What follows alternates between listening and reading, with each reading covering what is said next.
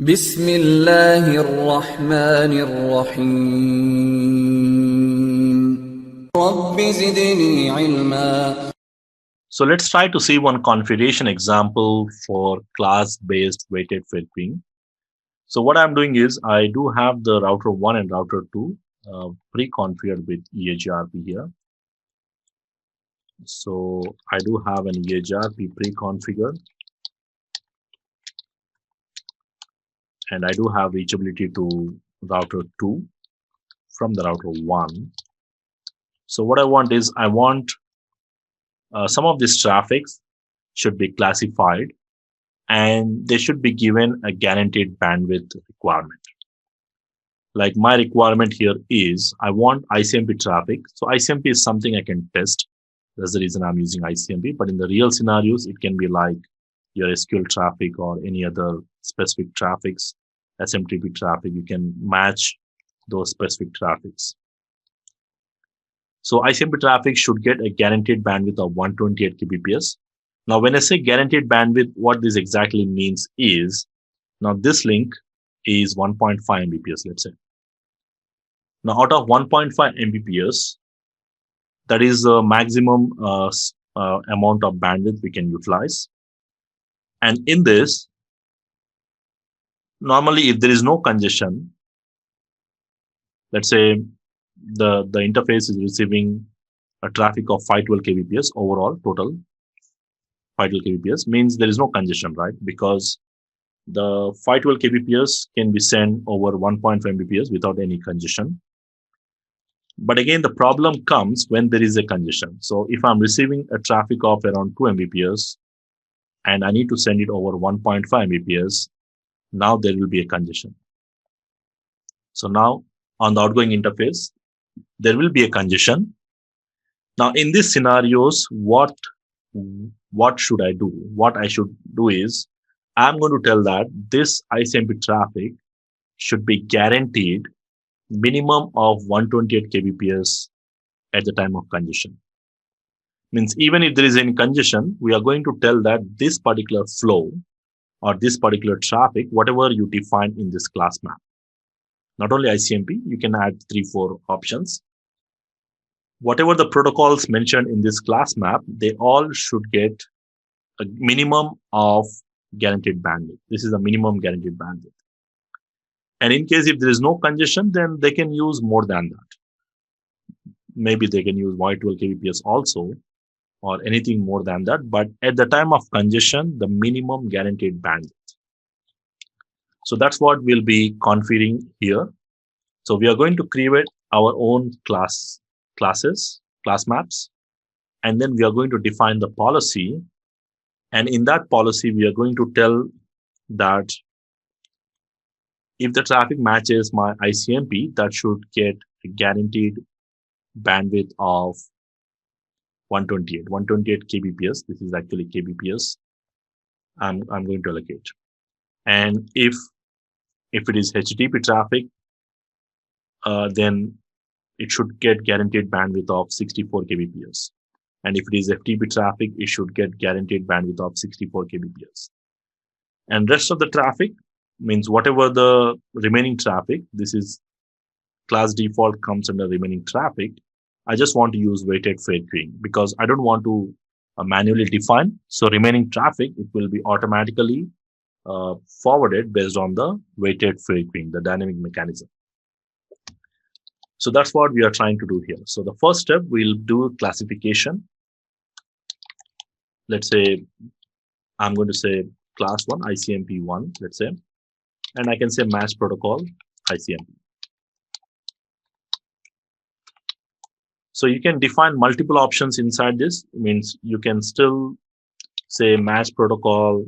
You can also say SMTP, or you can also match some other POP3, or if it supports POP3, you can add multiple options.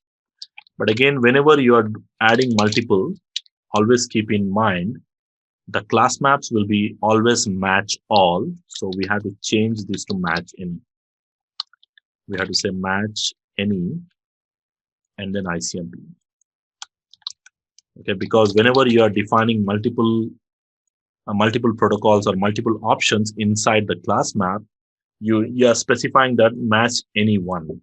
It can be either ICMP or SMTP or POP3, the combinations.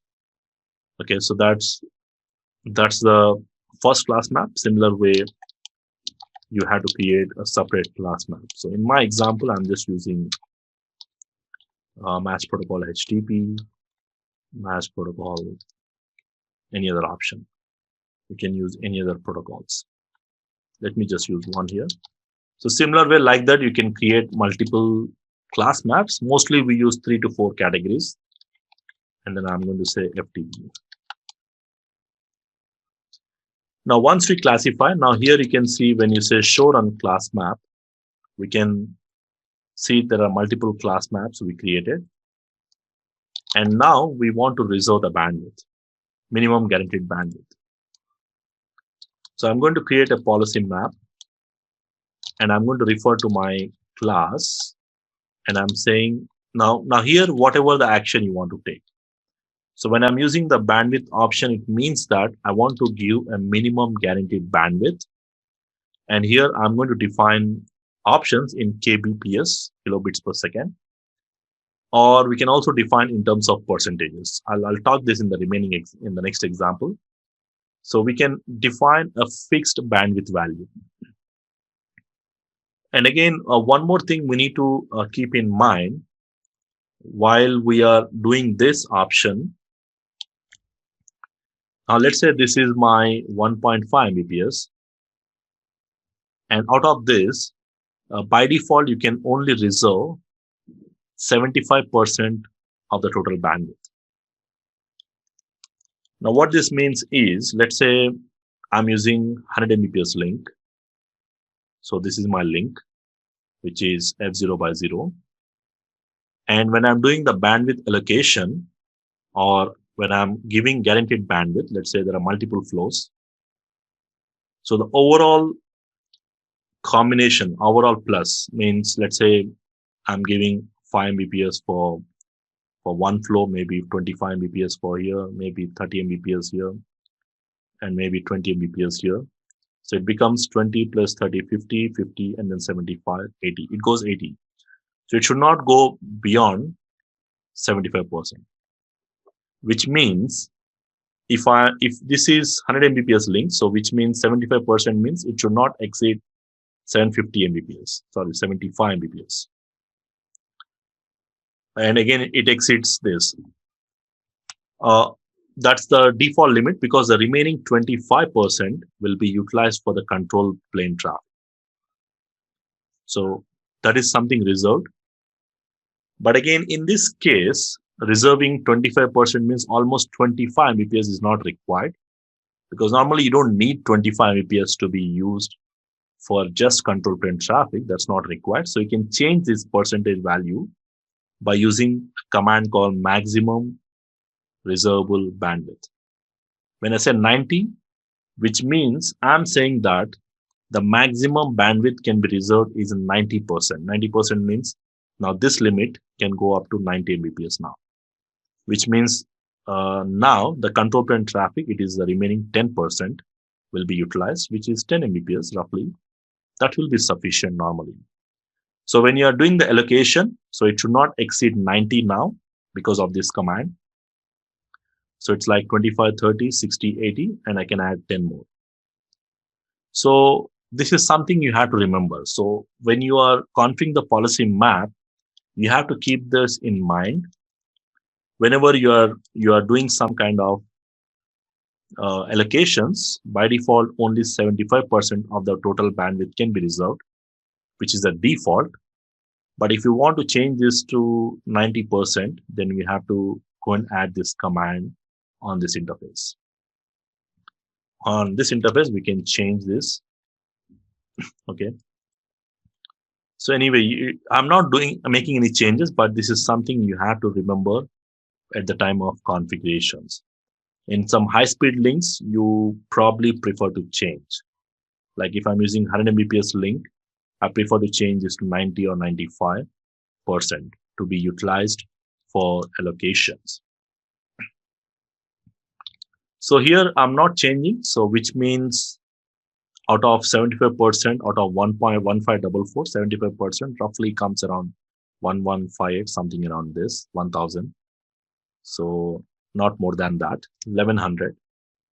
I think my combination is not exceeding that limit. So as long as it is not exceeding, that works fine. So these are rough values which I'm allocating here, but in the production networks, we have to be more specific again. So I'm saying 64 here, and then FTP, I'm saying 64. And then for the remaining class, class default. Now, when I say class default, automatically all the remaining traffic will come into that. And I'm saying fair queue, use fair queuing mechanism. And then I need to apply this on the outgoing interface. What is my outgoing interface? S1 by 0. So I'm going to say interface S1 by 0, service policy, output, and then CCI. Now for verification, we can use show run a policy map. What is a policy map? What exactly it is doing? And if you want to verify the individual class maps, we can use show run class maps. And I can use show policy map interface S1 by 0.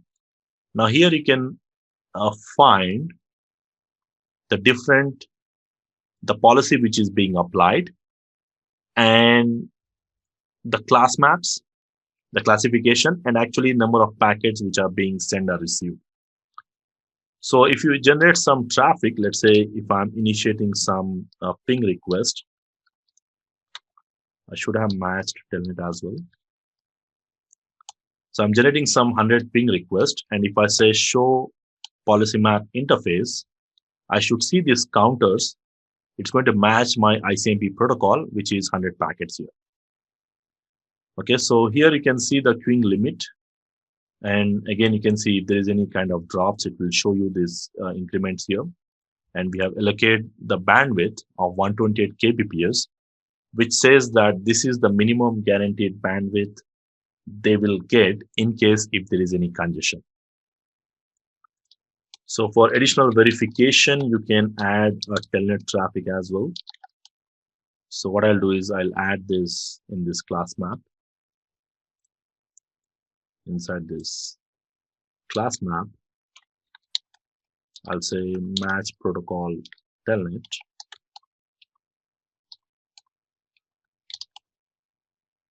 And what I can do is I can just go ahead and initiate some telnet packets to 2111 from source F0 by 0. So again, it will ask you the password. Anyway, I don't know the password, so I'll just ignore this. So if I say show policy map interface S1 by 0, so I should see these packet increments inside my telnet. So again, depending upon the real-time traffic, what generates in your production network, you'll see those counters, and based on that counters, you can always verify these options. Okay, so the main thing what we are doing in the class-based weighted fair queuing is we are going to allocate the minimum guaranteed bandwidth can be given at the time of congestion.